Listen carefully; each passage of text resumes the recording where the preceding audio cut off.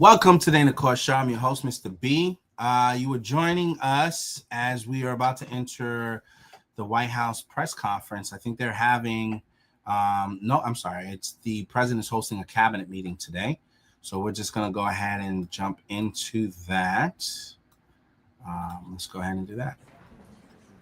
Mr. President, we just have two quick proclamations for you to sign today. The first, today is Leif Erikson Day. Leif Erikson was a famous Viking explorer who discovered the coast of Newfoundland over a millennium ago.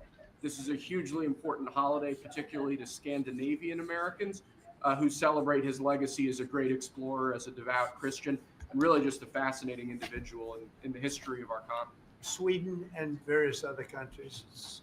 We have a lot of people from Sweden, a lot of Scandinavians. This is very important for Scandinavians, and it's a great honor. Okay, and now you have another one that's, This is like I think, very non-controversial, frankly, but some people would say it's controversial. Go ahead. This is like Explorer Day for you, sir. Today we have your Columbus Day proclamation for Monday, which we're signing a bit early. Christopher Columbus obviously discovered the New World in 1492. He was a great Italian explorer.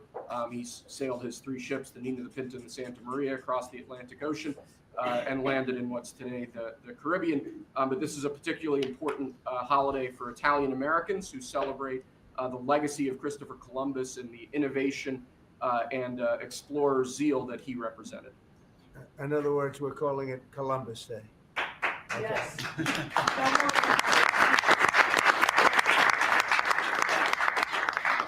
That was the press that broke out in applause. Can you believe that? I've never seen that happen before. The press actually broke out in applause. Good. Columbus Day. We're back. Columbus Day, we're back, Italians. Okay. We love the Italians. Okay. Thank you, Mr. Thank you. President. Great. Thank you very much. Have a good one, sir. So we covered Scandinavia and Italy. Not bad. Now for the rest of the world. So I want to thank everybody for being here. As you know, last night we reached a momentous breakthrough in the Middle East, something that people said was never going to be done. We ended the war in Gaza and really, on a much bigger basis, created peace. And I think it's going to be a lasting peace, hopefully an everlasting peace. Peace in the Middle East. We secured the release of all of the remaining hostages, and they should be released on Monday or Tuesday. Getting them is a complicated process. I'd rather not tell you what they have to do to get them. There are places you don't want to be, but we are getting the hostages back on Tuesday, Monday or Tuesday, and that'll be a day of joy. I'm going to try and make a trip over. We're going to try and get over there, and we're working on the timing, the exact timing. We're going to go to Egypt, where we'll have a signing. An additional signing. We've already had a signing representing me, but we're going to have an official signing. And the amazing thing is all of the countries over there, from Qatar to Saudi Arabia to UAE to all of them, I mean, the rich ones, the less than rich ones, they've all come together, something which is amazing, actually. They've all come together for this, and they're really probably the best relationships they've ever had. So it's been really something incredible that nobody thought it was possible to get it done. And very importantly, the hostages are coming back. As you know, they consider them hostages. They talk about them as hostages, but there are approximately 28 dead people, mostly young, mostly men, but and boys. I mean, boys. The one woman talked about her baby. Her baby's 25 years old, but to her, it's her baby, and we're bringing them home. We're getting everything, and to those parents, the dead young man is just as important, as though this person were alive. It's amazing. I've never seen anything quite like it. I've been very much involved. I've never seen anything quite like it, but it's really peace in the Middle East. And you remember October 7th was terrible, but also from the Hamas standpoint, they probably lost 70,000 people. That's big retribution. But at some point, that whole thing has to stop. and we're going to see to it. Gaza is going to be slowly redone. You have tremendous wealth in that part of the world by certain countries, and just a small part of that, what they make will do wonders for Gaza. And I think you're going to see some tremendous countries stepping up and putting up a lot of money and taking care of things. But there's tremendous spirit like I haven't seen. And even the news, I won't call it fake news for this purpose because they really were very fair today, I must tell you, in all cases. But they covered it very well. They covered it very fairly. Everybody loves it. Everybody. People that were never giving us a fair shake, frankly, they can't even believe it.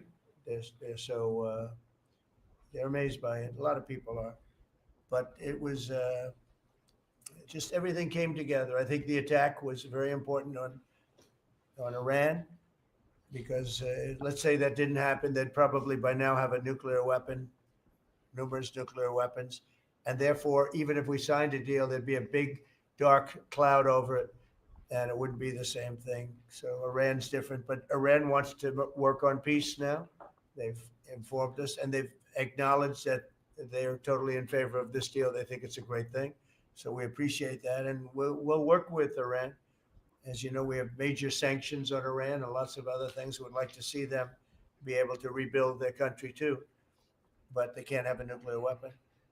So I want to express my tremendous gratitude to the leaders of Qatar, Egypt, and Turkey for helping us reach this incredible day and for being there. They were there with us all the way. And of course, as you know, Saudi Arabia and Jordan and so many. I will tell you, President Erdogan was personally involved in dealing with Hamas and some of the others. He's been great. They've all been really amazing. Indonesia's been amazing.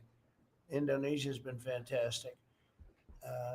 The whole world has come together for this. People that didn't get along, people that didn't like each other, neighboring countries that frankly didn't like each other, but now it's just this moment in time. So we look forward to welcoming the hostages, like you can't believe, home to their families, and that'll take place early next week. We hope Monday or Tuesday. And all Americans should be proud of the role that our country has played in bringing this terrible conflict to an end. And I want to thank, some of the people, JD, you were fantastic. And Pete, you were great. Marco was fantastic. Some of you were very much involved. I'm looking around. So indirectly, I think almost everybody in this room was involved. Susie, I want to thank you very much. You were incredible. You've done an incredible job. So, and yes, John, what you've done was invaluable. CIA, John Radcliffe, and he's done an incredible job. So I want to thank you all. And if I'm missing anybody, I apologize, but you've been amazing. And then you have Steve Witkoff, who worked so hard. And you remember we settled 7, this is number 8. We settled 7 wars or major conflicts, but wars. And this is number 8. And the one that I thought would be maybe the quickest of all would be Russia, Ukraine. And I think that's going to happen too.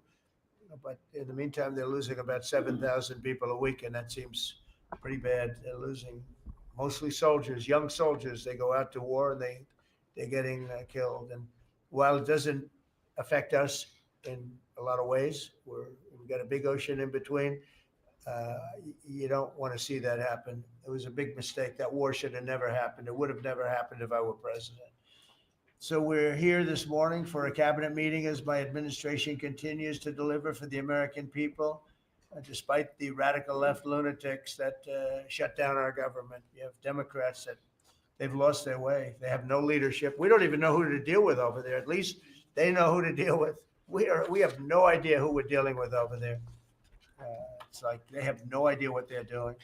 Republicans have voted repeatedly to pass a clean, nonpartisan bill to reopen government at the same funding levels. We're not going to do anything only good for healthcare. We're really, I think, become the party of good healthcare. And they keep using healthcare as a cudgel. They want to try and get everyone thinking about healthcare. We're the ones that are saving healthcare.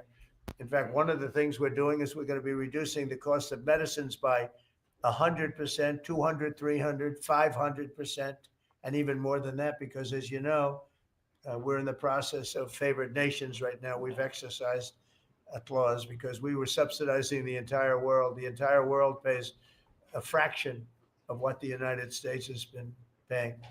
And we've already, numerous Pfizer and other companies have already signed, and other countries are a bigger problem because they've been getting a subsidized rate. We've been paying for years. This has gone on for 30 years. We've been reducing the rate of drugs for other countries because we've been paying much more than we're supposed to. And they used all sorts of ideas like research and development. I said, what about Germany? What about these other countries? Aren't they paying? No, we have to pay research and development. It was all nonsense. And I couldn't listen to it anymore. So it's a very radical, big, tough shift. Very tough. We got a lot of things going on there. But, and you probably heard me say this in my first term. I think it was my third year. We reduced drugs from the beginning of the year to the end of the year. And I was so proud of it. I actually had a news conference to announce it, and it was 1/8 of 1%. Think of that, which is barely a reduction. But it's the first time in 28 years that there was a reduction in drug prices for the year. So from the beginning to the end, it was 1/8 of 1%. And I was so proud of myself. I did something that nobody else could do. But when I started to think about it, I said, doesn't make sense. And then I'm starting to look at numbers where a pill or a treatment or some pharmaceutical product is selling in Europe for 10% of what we pay for in New York City or in any one of our places and cities, states. And then I see people leaving for other countries to go buy their pharmaceuticals, where they make journeys to various other countries, including Europe, where they got the best bargains of all. And I put an end to it. It's over. And now we're, in major, I guess, disputes, but we're winning the disputes by a lot. With the countries, a couple of countries said, we won't do this. I said, well, it's unfair that we're paying 10% and, you're paying just a fraction of what we're paying for the same product made in the same plant. And they said, well, we're not going to do it. I said, that's okay. You don't have to do it. But I'm going to put a tariff of 9% or 7% or whatever the amount of money is.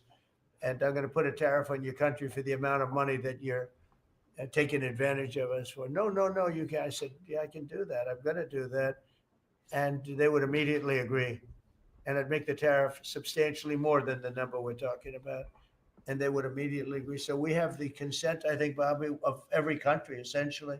They know that if they don't do it, we're going to put a tariff on for double the price, and then they're going to do it. So we never had that before. You never had anybody in here that knew what the hell they were doing, I'll be honest. It really makes me angry, because for years and years, and this started many years ago, and basically we subsidize the world. So this is going to have a huge positive impact on Medicare, Medicaid, even Social Security. But anything where there's pharmaceuticals, drugs involved, it's going to have a tremendous impact. So we're going to get drug reductions of 100%. I told you 1/8 of 1% that I was proud of myself. Now you're going to get 100%, 150%, 200, 300, 400, 500%. You're going to get the biggest drug reductions that you've ever seen. And they're already, I guess they're starting to kick in, but we've made deals with numerous companies and we're going for the full board. We want whatever the price is. So that would mean that the world price, because the world is bigger than the United States, a lot more people, but the world price will go up a little bit and our price will come down a lot.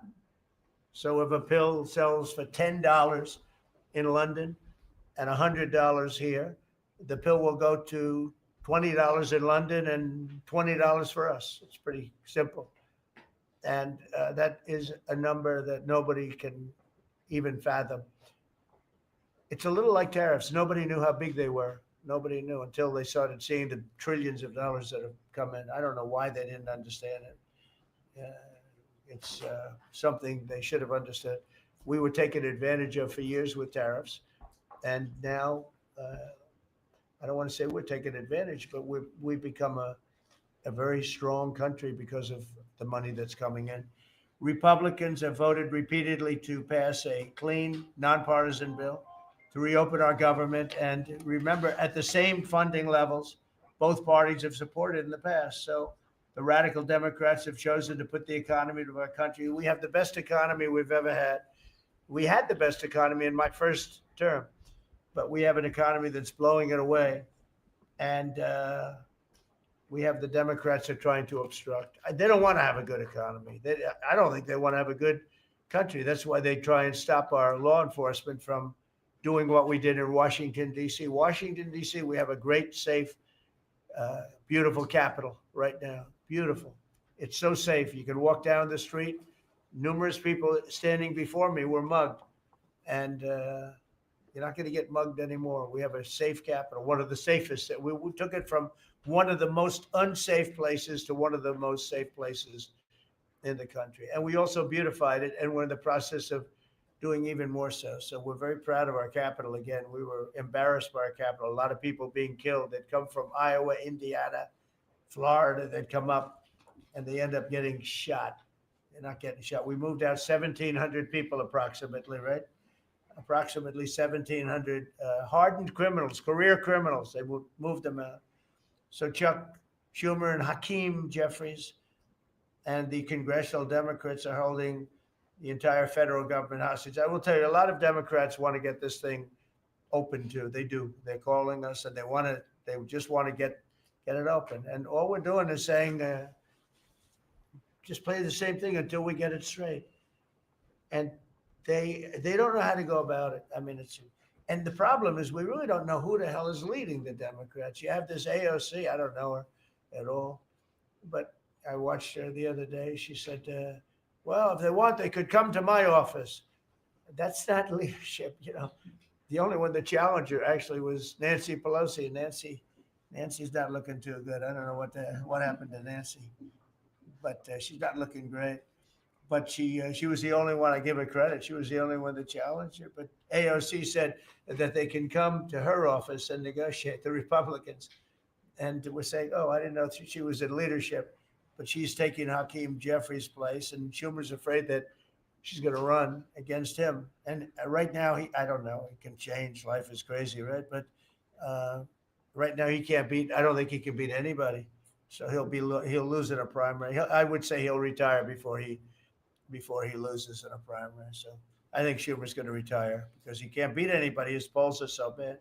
Meanwhile, the Democrat shutdown is causing pain and suffering for hardworking Americans, including our military, our air traffic controllers, and impoverished mothers, people with young children, people that have to live not the greatest of lives. But we're doing so many tax cuts. We've cut their taxes. The great big beautiful bill, we've cut their taxes at levels that nobody's ever seen. I mean, no tax on tips, no tax on Social Security, no tax on overtime. It's been a great thing for a lot of people. They're doing great. Despite all of the damage that it's caused, the shutdown has been, pretty damaging. I mean, it's not yet because it's early, but it gets a little bit worse as it goes along. And we'll be making cuts that will be permanent.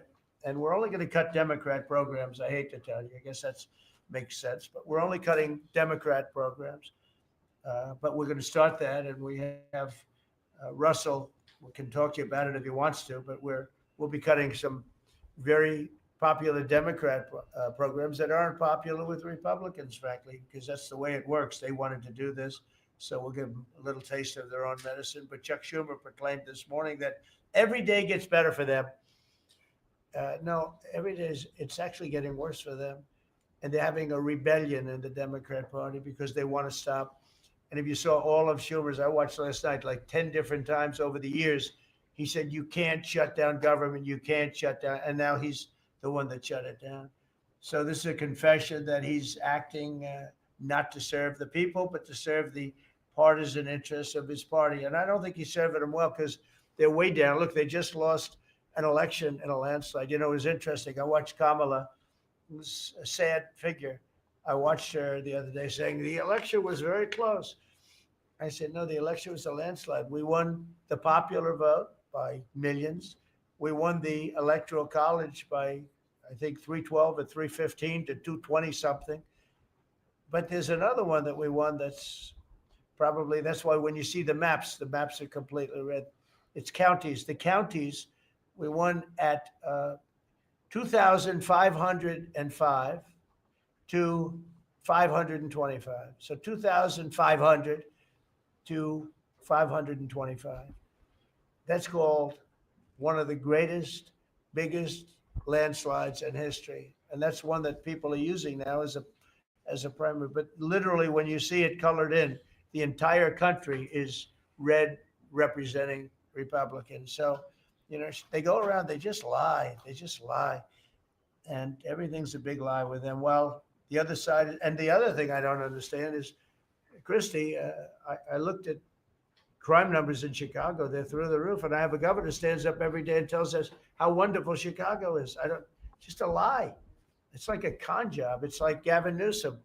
He says how well he's doing in California, and they're doing terribly. Population's getting smaller. People are leaving, and other people are coming in. And, I wouldn't say it's an even trade. While the other side is focused on playing games, the Trump administration is focused on creating jobs, bringing down prices. And we've really brought them down a lot. That's the other thing. We're bringing down prices a lot. We're bringing down grocery prices. But the big thing is energy. When you bring down energy, everything comes down. And the energy prices are way down. I see we're down to about $61 now a barrel.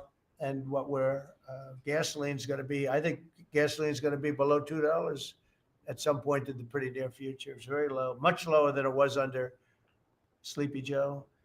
And we're restoring law and order in our country. We're restoring it here, but we're restoring it right now. We're in Memphis. We're going to Chicago. We're going to other cities. Many governors are asking us to, including Democrats are trying to ask. I don't know what the big problem is. If I were a Democrat governor, I'd be saying, whatever you can do to get crime down, I'll take anybody. You can bring them in I don't care who it is. A lot of people said that. They interviewed women, these beautiful women in Chicago, black women with a MAGA hat, a red hat. They said, we don't care who he brings in here, but this place is really dangerous. We just want crime to stop. It's true. They don't care. They don't differentiate between the National Guard and the Marines. They don't care. They'll take anybody. And that's the way it is. I mean, they want what we did in DC. They want to happen to them. And it's happening in Memphis already. I see in less than a week, the numbers are really good, and it'll be great. And it will fix that. We'll go to various other places, and we're going to be stopping crime in our cities. And that's a great thing. And we won't get credit for it, but it's a great thing. We've launched a historic campaign to take back our nation from the gangs and the street criminals, violent repeat offenders, illegal alien lawbreakers, domestic extremists, and savage, bloodthirsty cartels. And very little, by the way, is coming in by water, in case you haven't known. The drugs aren't coming in by water. In fact, we can't even find any boats in the water anymore. We had boats, we were like a subway train loaded up with drugs. Every single boat that you see getting taken out kills 25,000 Americans. Think of that. Because it's pretty tough stuff, but it kills 25,000 Americans. So when you hear that, it's no longer tough. But here in Washington, we've deployed federal law enforcement and National Guard to restore public safety, and we're working to replicate that in numerous places all over the country. And we have a very powerful military. We have a very powerful National Guard. I want to thank the governor of Texas, who has been, as usual, great. Governor Abbott, he gave us 400 troops without even a question. And we have other governors likewise doing what has to be done because they know we have to confront crime. We're directly confronting the sinister threat of left-wing domestic terrorism and violence, including the terrorist group Antifa. You saw that yesterday. We had a news conference. Antifa's out of control in Portland and other places, but mostly Portland in the case of Antifa. And we had people that were really badly affected by them. It was terrible. So one of those things, but we're knocking the hell out of them. And we're looking for the people that are funding them. And those people are going to be just as guilty as the people that smack people over the head with a baseball bat. And I'd like now to ask Attorney General Bondi and Secretary Noem to discuss this a little bit and tell where we are. And then we'll go around the room. We'll go quickly. We're going to go quickly if we can, because we have a lot of things to do, including I won't be spending that much time here because I'll be leaving fairly soon for the Middle East. And I'm very honored to be involved with that. I'll tell you, it's a great thing for our country. People are so happy about it. I've never experienced anything quite like it. I've never seen such universal praise for being able to do something. No, it's something that nobody thought was possible, and we're going to end up having peace in the Middle East. Who would have thought? So, Pam, could you start, and then Christy, please.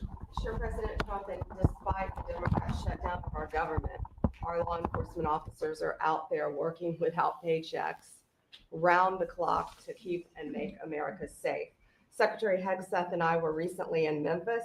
We had 1,100 law enforcement officers in one room with us. The Memphis PD, they were the happiest to see us, don't you think, Secretary Hegseth, of anyone?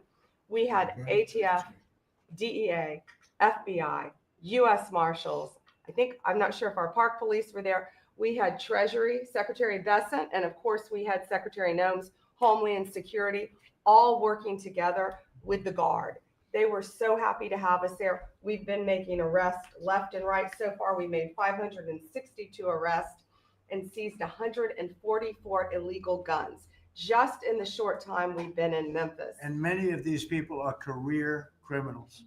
And when you take them out of a place, your crime rate just goes down. These people commit crimes every single day. They're sick. And we're taking them out. In some cases, we're bringing them back to their countries where Biden allowed, with the stupid open borders that we had in our country, to come in. But they're being brought back to other places, or they're being put in jail, but they're career criminals.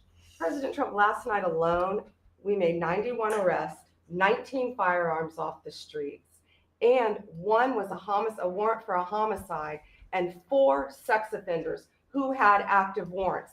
One was a sex offender on a child. Everything we did in Memphis was worth it, in my opinion, for that one arrest. Think about that. We got a child rapist off the streets, but yet we've made 562 arrests and still going strong in Memphis. Just what we did in DC. But it's because it's all of us. It's a team working for you to make America safe, all together, around the clock. Thank you very much. Thank you, Pam. Thank You're doing you, a great President job. Trump. And it's amazing that we're not getting cooperation from Democrats. It's like, it's a new issue. You know, we have all the old issues of the wall and the border and all of the things, men playing in women's sports who they still want that, transgender for everybody. All these issues are so crazy, but we have a new one. It's called crime. We stop crime and they allow crime. They want crime. It doesn't make sense. I think it's as ridiculous as the other things that we talk about all the time. But I've added it onto our list, a 5-letter word called crime. We stop it, and they actually incite it. It's crazy. You would think they'd want them. You'd think they'd want Christy and Pam and all of the people. If we needed the military, Pete will be there. We've got a massive military. We have the best numbers we've ever had for recruitment. We have a lot of people now. We have people that can't get into them. In a great economy, they want to be soldiers again. A year ago, they didn't want to even think about it. Same thing as with police and firemen, everything. They want to join. They're proud of our country again. Christy, go ahead, please. Well, sir, thank you for your leadership and for deploying all of government to help us keep our country safe. You have talked extensively about how threatened our ICE officers are, but all of our law enforcement out there. And we saw the shooting in Dallas at that facility. So we're hardening all of our buildings and making sure that we have more security measures, snipers on the roof, people to protect our law enforcement while they're out there on the streets. But what I'm also doing, sir, is, and with your authority, is we're purchasing more buildings in Chicago to operate out of. We're going to not back off. In fact, we're doubling down, and we're going to be in more parts of Chicago in response to the people there. And then I was there a few days ago and looked at some facilities that we can deploy more law enforcement out of, because what they're trying to do with these riots and violence is distract us and keep us from going after those murderers and rapists that are out in the streets. And then I was in Portland, went out and back on Tuesday and met with the governor, met with the mayor, met with the chief of police and the superintendent of the highway patrol. They're all lying. and disingenuous and dishonest people, because as soon as you leave the room, then they make the exact opposite response. So we're looking at new facilities to purchase. They're in Portland too, and we're going to double down. And I told them if they didn't meet our demands for safety and security on the streets and work with us, then we were going to bring in more federal law enforcement. So I want to thank Pete and the Department of War for all their help. They've been fantastic. But while we fight litigation and work with Pam on that, we're going to send more of our resources and men and women out there to keep everybody safe. So no worries. What we see in DC and what we see in Memphis for benefits for people in the safety and security, we'll see that in Chicago and Portland. The numbers in Memphis, it's only a week, but the numbers have been amazing, I understand. Exactly right. The crime numbers are way down. Fantastic. And it shows what a partnership can be between local law enforcement and the federal government. And if we have to do it the hard way in Portland and Chicago, we will. But the people demand the safety. My lawyers are in court right now as we speak for you, arguing in Chicago and Portland to keep them safe, to bring in the guard. The government doesn't want it there, but we do. We're going to keep their citizens safe. Thanks. The people want it. I don't understand the politics of it. I don't understand why a Pritzker is trying to protect people that are really bad. They're more scared of the anarchists that are on the street and the politics of it than they are of doing the right thing. I think they're afraid. Yeah, I think they're threatened. They don't tell us, but I think Pritzker's threatened by people. There's no other reason that this could be possible, that they don't want to have a safe Chicago. And we can solve the problem very quickly. And we're doing that anyway, regardless of if he doesn't want it or if he does want it, we're doing it anyway. So makes sense. I asked the mayor that himself. He said that Portland was perfectly safe, a beautiful city, no problems. And I said, well, why did you clear the streets for me today then and build out a 4-block radius to make sure I could get in and out of here? And these people on the street screaming death to ICE. There's graffiti that says Molotovs melt ICE. We have the guillotines. We're going to use them. The things It's that almost different. It's like anarchists. it is, it really is. You know, it's really different than a lot of the others. This is a sick situation, but those are anarchists. Those are people that want to overthrow government. They're really degenerates. And we're finding out who is supplying all of those beautiful signs and everything Well, else. Scott's been fantastic. His team finding the financial networks is great. That's what gives everybody. Scott will do that. That's easy for Scott. Right? We got a great team, sir. That's good. How about we go to Marco? You could talk a little bit about what's going on and Well, go ahead. yeah, Mr. President, I don't know if one day perhaps the entire story will be told about the events of yesterday, but suffice it to say, it's not an exaggeration that none of it would have been possible without the President of the United States being involved.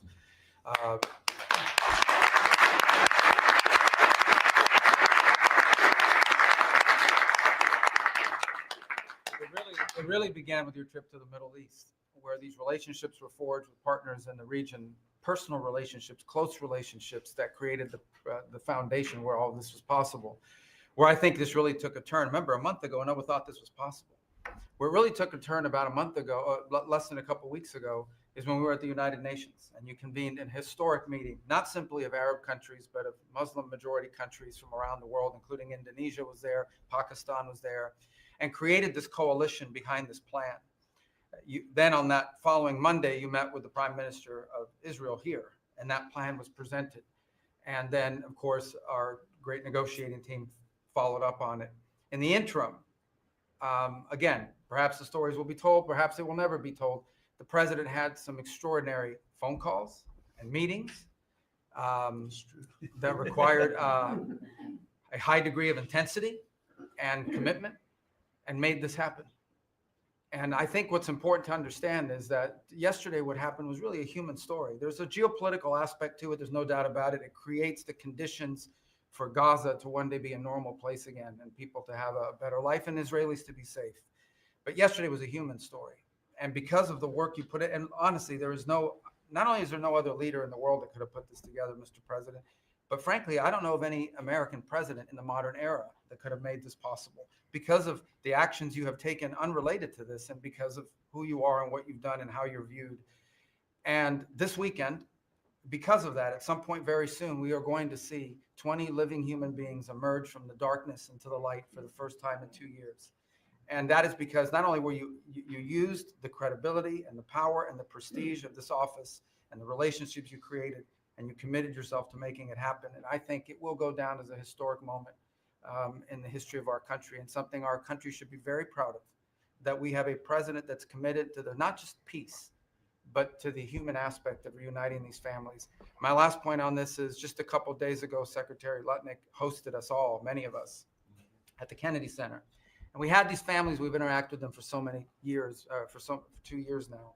And the stories are heartbreaking, both whose families are alive and those who are deceased as well, who want their relatives back so that they can complete the process of grieving. And it was, we had all hoped that perhaps that was the day that we would have an announcement for them on the anniversary of the 7th. But I know you were able to speak to some of those families last night. And I just hope the whole nation understands how incredibly proud they should be of their president and of their country for the role that they've played. And I don't want to let this moment pass, Mr. President, without also noting the incredible work of Steve Witkoff and Jared Kushner. They're an incredible team working together, facing some substantial impediments to even being there this weekend and doing it. Let me just leave it at that. And they've done a great job on your behalf, Mr. President. They deserve a tremendous amount of credit. But thank you for what you've done for the world. Thank you very much, Marco. I appreciate it. I think because we have a very busy day with all that's going on, what we'll do is maybe just a few of you raise your hand if you'd like to say something that don't talk too long. He's doing such a great job. So good that he could talk all day. That's the problem, right? But go ahead. And what we'll do is just take a few hands and then we'll go back to getting peace done. Okay? We'll go a little bit quicker. We'll take a few questions from the press. Go ahead, please. President Trump, I just want to double down on what Marco was sharing. It's such a remarkable accomplishment. Agree that no other president could have done this, but what set the groundwork for you able to do that? When you took office on January 20th, you made a 180-degree turn in our military strength with Pete's leadership. You were the master class in peace through strength. So militarily, we've completely turned around. We've demonstrated that through execution against Iran and others, that we have force. We want to end wars, but we'll use power if we have to. And then secondarily, peace through strength is also the prosperity, having the strongest economy and being willing to wield the power of a tariff in addition to the military power to reorder the globe. Those two things that you're standing on, both economic power and military power, allowed these negotiations to go forward. And I think as you've described the importance of these economic negotiations and all the trade deals, but that also begins with another 180-degree turn, and that was the 180-degree turn on energy. You have used energy diplomacy to bring prosperity to the American people, and you've used it to bring peace abroad. The combination of those three things have been remarkable, and now we're seeing the remarkable result. And we got one more that I know you want to end with Russia and Ukraine. Energy is going to play a key role in that. And now with this historic agreement, we're in a position working with the Middle East to also end the Russian-Ukraine conflict. So again, congratulations. Thank you very much. I appreciate it. Maybe I'll go to you for a second. You can just cap out what he said about the military, how well we're doing and how big it is and how strong it is. Mr. President, you're exactly right. At the War Department, you don't get peace without strength. And our job is to be the strength part of the equation and deliver that when necessary, as you demonstrated with your Order of Midnight Hammer. The entire world saw. And I just want to echo what Marco said. It is a personal honor to be able to witness the way you lead and negotiate. I wish people had a full understanding of what that looks like, that historic nature. A lot of us vets, the Vice President, Tulsi, Lee, Doug, probably after decades of war and the chaos that was unleashed through reckless and foolish American policies, never thought this kind of peace would be possible.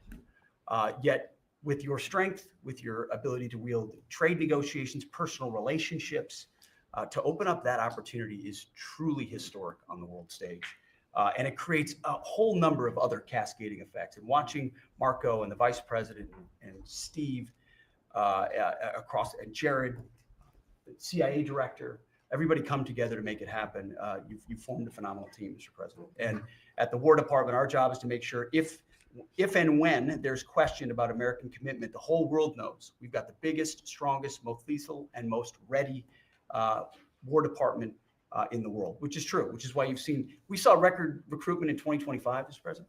The first 2 weeks of 2026 already blows that out. FY 2026 already blows it out of the water.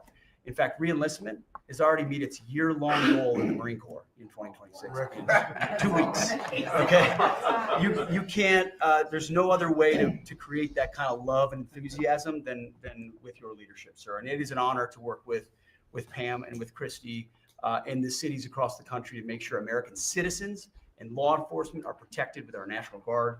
That's a core mission. And last thing, Mr. President, on the southwest border, the first group that rotated in to lock down that border to 0 crossings is now rotating out, and with a new border medal, the Southwest Border Medal, or it's actually called the Mexican Border Medal, revived from 1918, that will be pinning on their chest. So thank you for renaming the department, and we're trying to live up to it every day. Thank you, sir. I mean, think of this.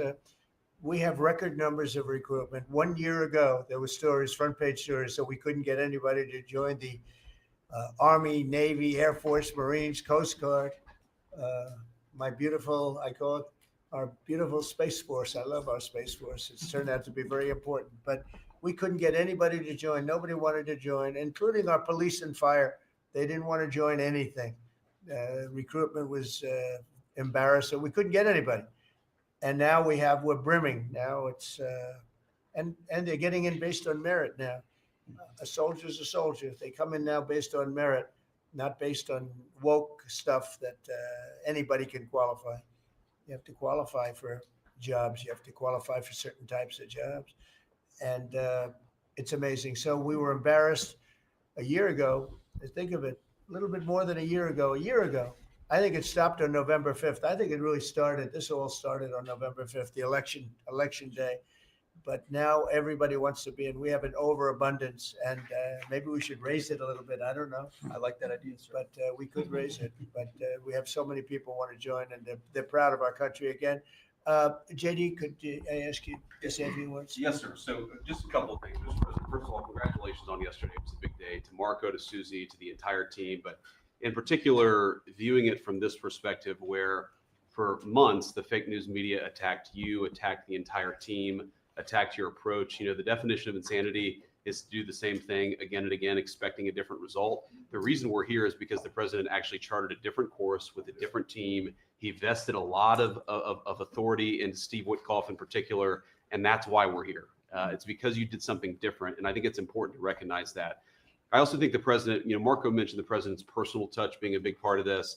The one thing I would say is obviously the president of the United States, a New York real estate billionaire, one of the most famous New Yorkers in the world, has a lot of interaction with a lot of people who are very pro-Israel. I think that was an important set of experiences and life experiences that he brought to the table. He also, of course, knew one of the most famous Palestinians in the world, Chuck Schumer. And I think without that background of knowledge, it would have been impossible to get us to this moment. Second thing I would say, just on Chuck Schumer, the president mentioned this, that Chuck Schumer said this has been very good for us this morning about the shutdown. One of the things that we talked about before all the media came in, and that all of us are going to work on for the rest of the day, we've been working on for days, is how to make the shutdown as painless as possible on the American people. So while Chuck Schumer brags about this being good, and I think the president is right, it's not good for him politically as much as he might think that it is. It's causing real consequences for the American people. There's a low-income food program, the WIC program, that my mom actually used when I was a baby. That program is about to be underfunded, and it's about to get cut off because Chuck Schumer won't open the government. We have troops. The Secretary of War mentioned how well we're doing on recruitment. We're trying to figure out how to pay our troops because Chuck Schumer is shutting down the U.S. government. There are veterans benefits that are going to suffer. There are Americans that are going to suffer because Chuck Schumer refuses to do his job. So while we're all celebrating this incredible success that we've had on the world stage, the country could be doing so much better if Chuck Schumer did his job and opened the government. Every single Republican, except for Rand Paul, has voted to open the government. A few moderate Democrats, to their credit, have voted with us to open the government. We just need 5 more Democrats to come to their senses and let the people's government serve the American people. I hope that they'll do that. Thank you very much. Chris, please. Yeah, to follow up on that point, Mr. President, the Democrat or Schumer shutdown did not begin 8 or 9 days ago. It began 8 or 9 months ago with your inauguration. For the first time in American history, Every Senate confirmed appointee who are our deputies to run our department, every one of them has been filibustered. One of the critical parts of my department is the National Nuclear Security Administration. It maintains, manufactures our nuclear weapons and our engines for nuclear submarines and nuclear aircraft carriers. We are a key supplier to Secretary of War Pete Hegseth.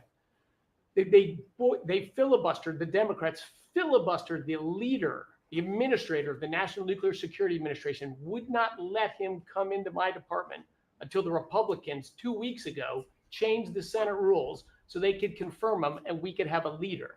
They filibustered the leadership. Now they're filibustering the funding. In the next 6-7 days, we're going to run out of funding, and the retooling of our nuclear stockpile, the ultimate guarantor of our sovereignty, is going to be underfunded, and we're going to have to slow down and creep to a crawl these efforts. Just incredibly irresponsible for Schumer to worry about his own reelection and not the 340 million Americans that count on the efforts of our military and all of our departments. It's truly offensive, and we need to bring it to an end as soon as possible. Let's open the government back up. And you're doing a great job. Thank you very much. Bobby, did you want to say something? You got a lot of things happening. A lot of very positive things, actually. Mr. President, I'm glad you're getting bipartisan accolades on the Mideast Peace Agreement. You should also get bipartisan accolades on the MFN agreement. It is a historic agreement that's going to benefit every hardworking American. It's going to lower the price of drugs for every American. By the time this administration is over, we will have 95% of the drugs in this country will be the lowest price in the world. It immediately begins to affect Medicaid, Medicare, Social Security, the other government programs. I remember when I went through the confirmation process, and the principal preoccupation of the Democrats during that process was whether I would continue the IRA negotiations on drugs. The Democrats negotiated 10 drugs. I'm supposed to negotiate every year 15. The 10 that they negotiated, they claimed to get a 22% reduction, but it was a lie. It was 22% under the list price, which was actually higher than the price we were getting. Medicaid, Medicare ended up paying more for those drugs than they were paying beforehand. They only got a benefit on one drug. One was tied. 8 of them were lower. So they should be applauding what we're doing now. We're doing something that every administration, Democrat and Republican, has been saying that it was going to do for decades, and you got it done because you understood the power of the tariffs. We had leverage over these companies. And you did it in a way which you asked us to do, to negotiate in a way that was not going to stifle innovation, that was going to make sure that those companies could bring their production home, and they are doing that.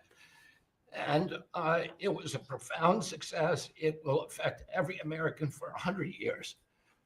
And you should be getting bipartisan accolades on that. I'll say one other thing about Tylenol, only because of this.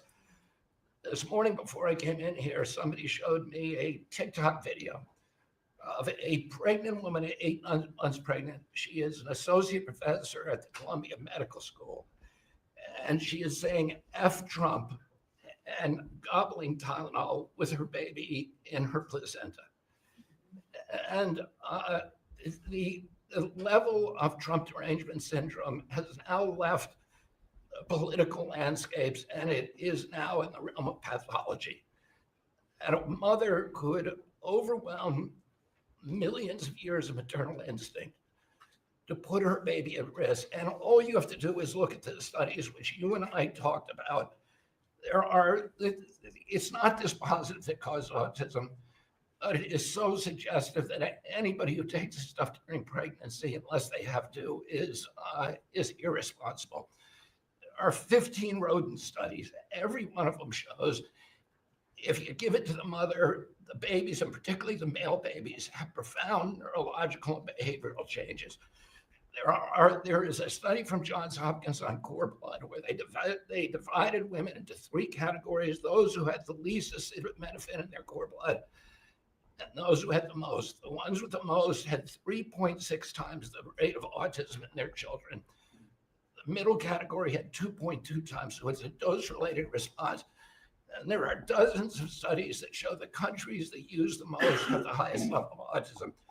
Cuba has the highest, the lowest level in the world of acetaminophen use, and it has the lowest autism rate in the world. So this is not dispositive. It is not proof. We're doing the studies to make the proof.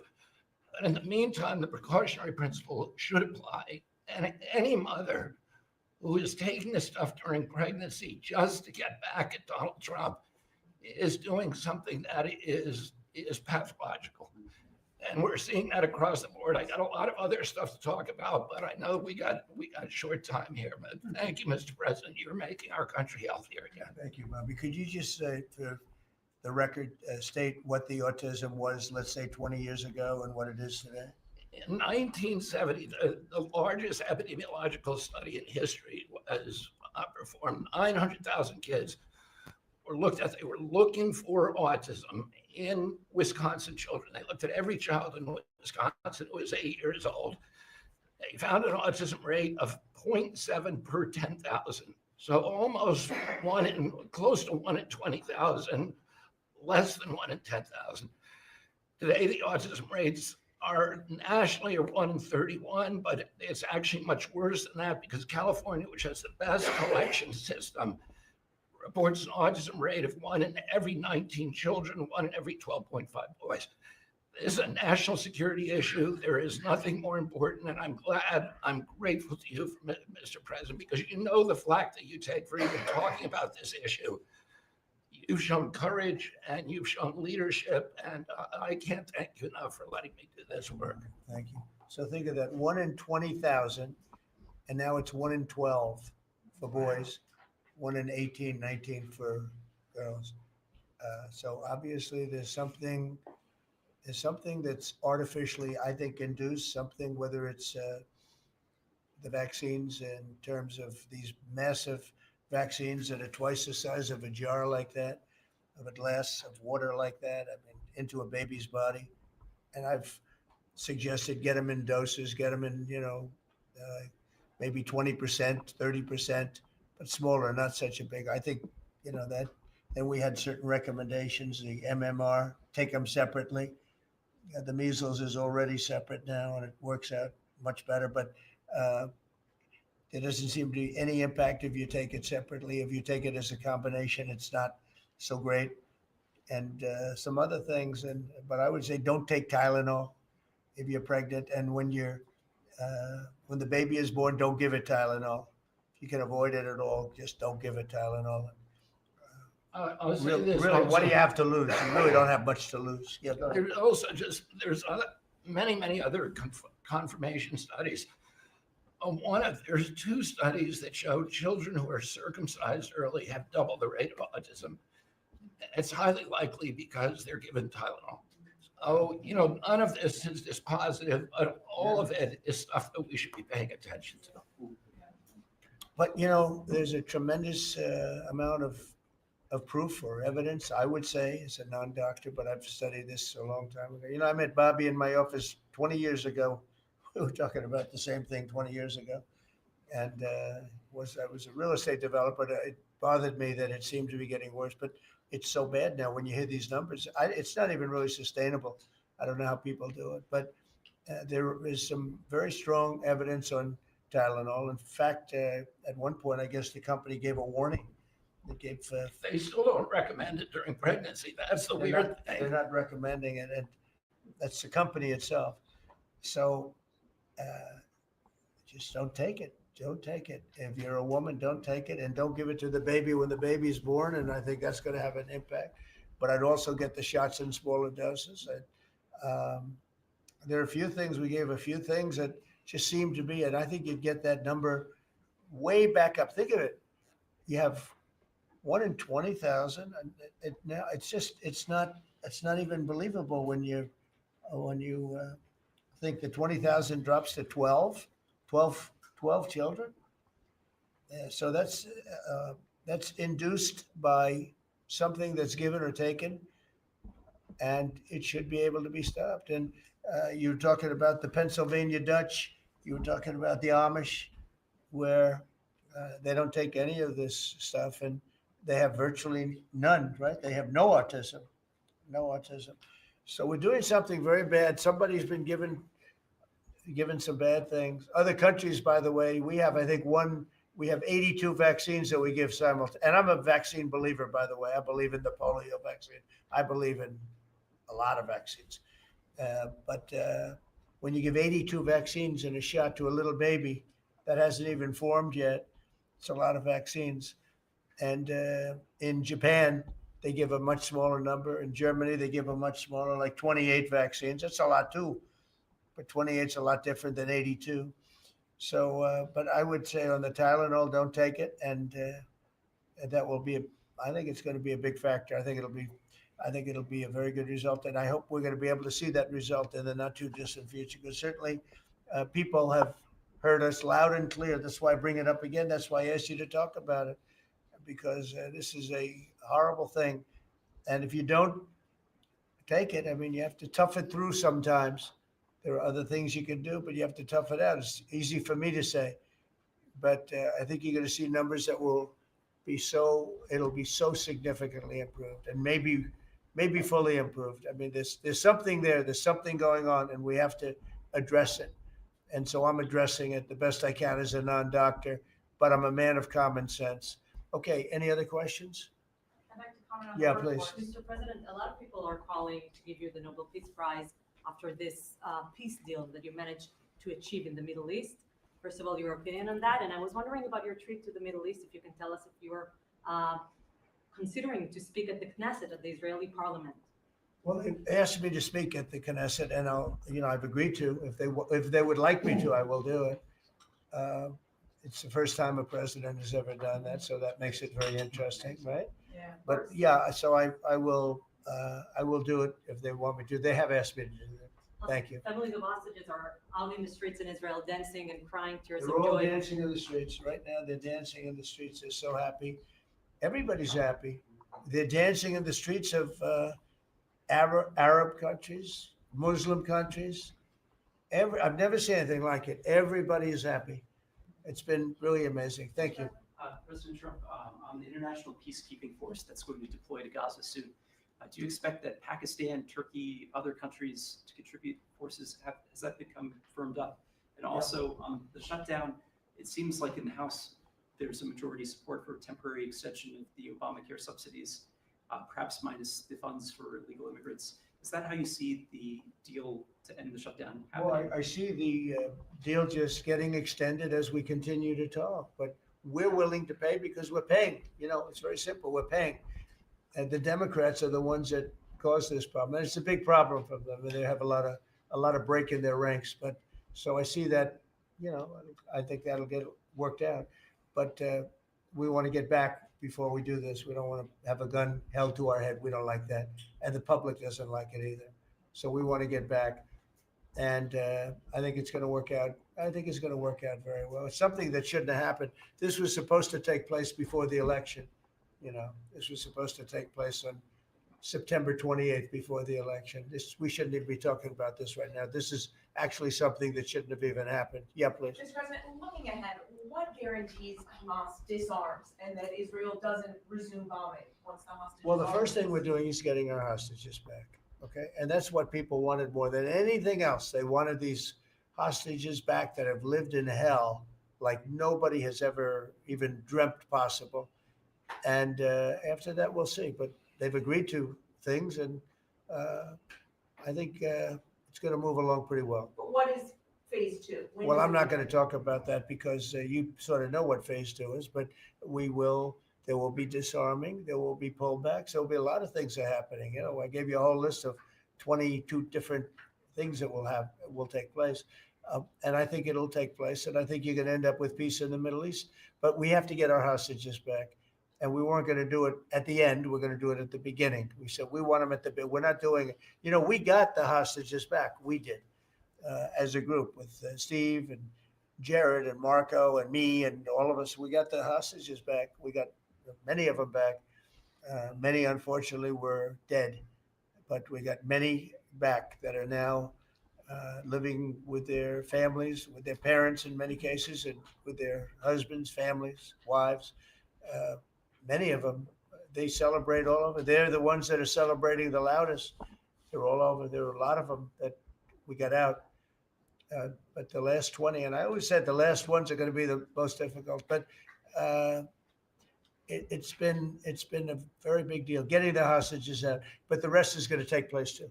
And can you promise Palestinians they will be able to stay? Well, they know exactly what we're doing. We're going to create something where people can live. You can't live right now in Gaza. The place is it's a horrible situation. Nobody's ever seen anything like it. So yeah, we're going to create better conditions for people. Yeah, please. Mr. President, excuse me, what kind of security guarantees is the United States going to make for Gaza? Well, we're going to work with very wealthy countries that love people, frankly. I know them very well. They love people, but they love Arab people and they love Muslims and they love, I think right now they love everybody, and they're immensely wealthy, and they're going to be involved in putting up money. And for them, it's a small amount of money. For somebody else, it's a large amount of money. But, these are the wealthiest countries in the world, and they'll be very much involved in making it as good as possible. And what's your take now Go on a ahead. two-state solution, sir? Just to follow up on that. On what? What is your view now on a two-state solution? I don't have a view. I'm going to go with what they agree to. Mr. President, given that there are some tough provisions for Israel in this agreement, are you at all concerned that Bibi Netanyahu may not continue on his post and be opposed? That Bibi may go a little bit out of whack. But he may no longer be prime minister.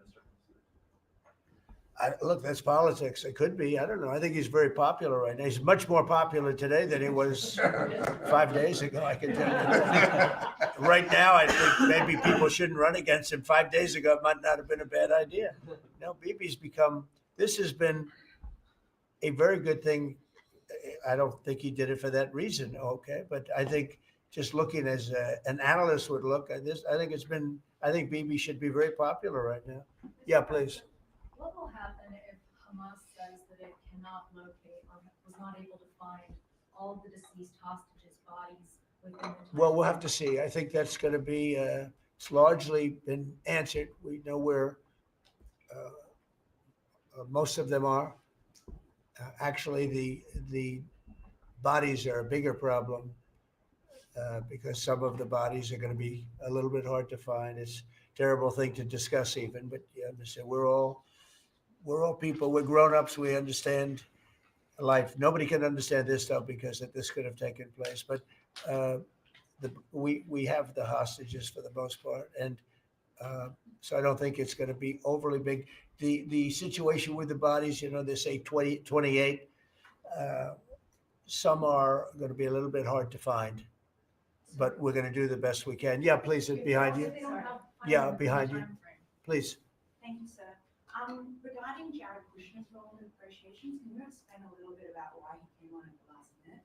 And then in regards to the WIC program that the Vice President mentioned, do you know when the funding that you promised through the tariff revenue will actually go through to communities? Because there's reports that WIC providers are actually setting employees down today.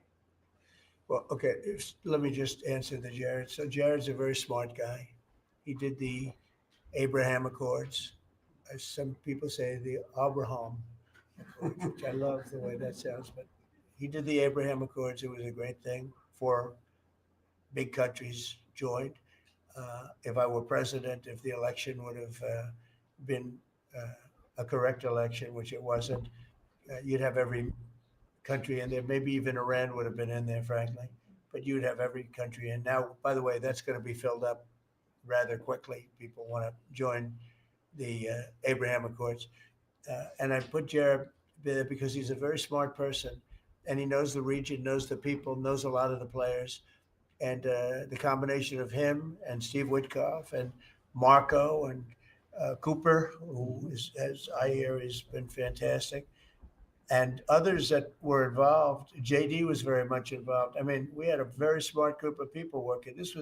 We had a lot of different players, different countries, and very diverse countries, very different from each other.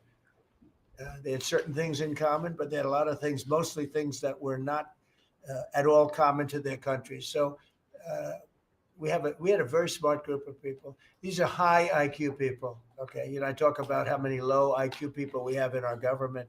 We got some real low ones, but some shockingly low.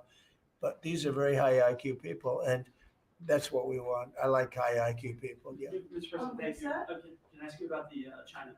You're meeting with President Xi. The Chinese have now set to put in new export controls on rare earth minerals, and they've stopped buying soybeans from the U.S. What do you hope to get out of that meeting now with President Xi? Well, we'll see. I mean, I just heard this a little while ago before we came in, so I haven't been briefed on it.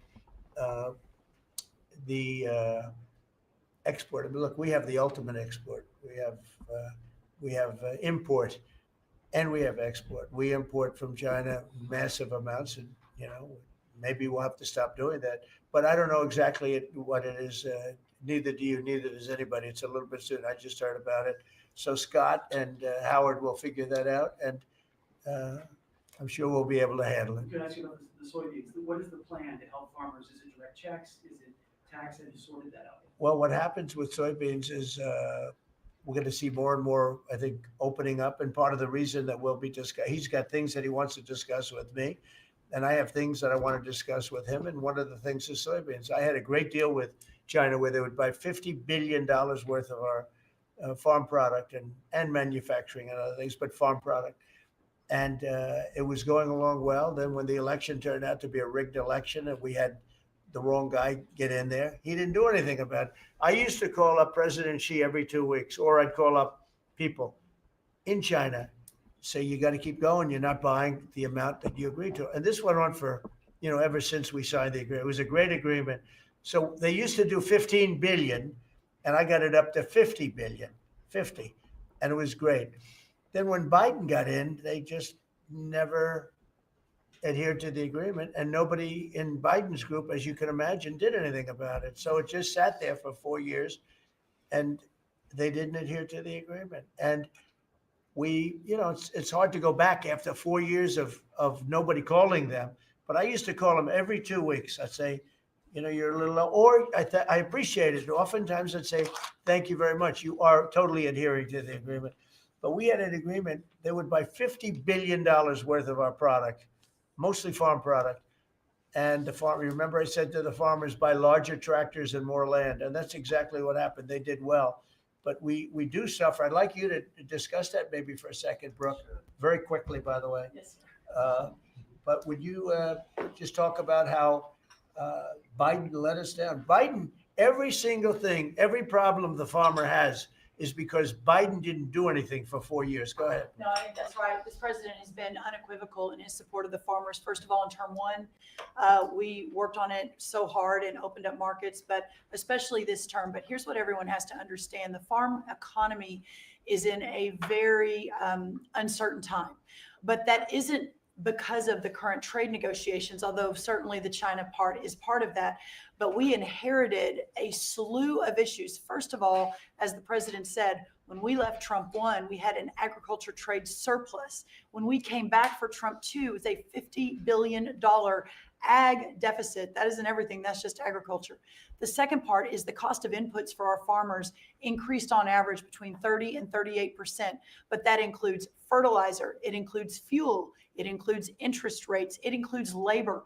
All of this came about under Joe Biden, a 47% increase in the cost of labor that now Secretary Chavez-DeRimmer and Noam and I are working on. Fuel is coming down, thank you. Interest rates, thankfully, are coming down. A 73% increase in interest rates for our farmers. They couldn't get loans to make sure that they could move forward. So that's all really, really important. And I think we have to realize what the president's commitment is this, that we're moving into an era of rural prosperity, of a golden age for our farmers in rural America. The trade renegotiations and the trade realignment that Jameson and Scott and Howard have led with the president's leadership is unlike anything that's happened in the history of our country. And those that will benefit the most are the original Americans, our farmers and our ranchers. The president has committed, if we need a bridge, he has talked about that to get us from the Biden years to the new Trump era. That's what we're working on every day. We've got to get the government reopened so that we can move forward on that. And once we do, we'll be able to move out a significant program to help our farmers. Long term, we have to change this hamster wheel of government. We've got to ensure that the farmers have the market to sell, and it's a national security issue and onshoring a lot of the food as well. So, sir, thank you. Thank you, everybody. I think that's enough. Thank you, Press. Thank you, Press. Let's go. Thank you. The country is doing very well. Thank you very much, everybody. Thank you, Press.